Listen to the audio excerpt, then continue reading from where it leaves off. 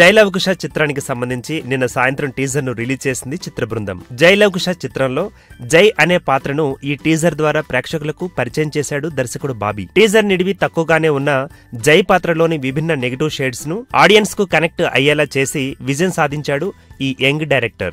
లవాకుశ అనే 2 పాత్రలు ఎలా ఉంటాయి అనే నేపథ్యంలో మరో 2 టీజర్స్ త్వరలోనే రిలీజ్ కానున్నాయి. ఇక ఈ టీజర్ రిలీజ్ అయిన 14 గంటల్లోనే 5 మిలియన్లకు పైగా వ్యూస్ ను సాధించి పరుగులు పెడుతోంది. తాజాగా ఈ టీజర్ పై పలువురు సెలబ్రిటీలు ట్వీట్ చేస్తున్నారు.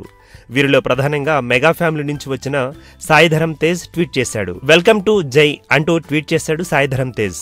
ఈ ట్వీట్ ఇప్పుడు వైరల్ అవుతోంది. జై పాత్రలో జూనియర్ ఎన్టీఆర్ లీనమైపోయినట్లుగా కనిపించాడు. టీజర్ లో జూనియర్ లుక్ మహా భయానకంగా ఉంది అని టాక్ వచ్చేసింది. ఈ వీడియో గనుక మీకు నచ్చినట్టయితే లైక్ చేయండి, షేర్ చేయండి, సబ్స్క్రైబ్ చేసుకోండి.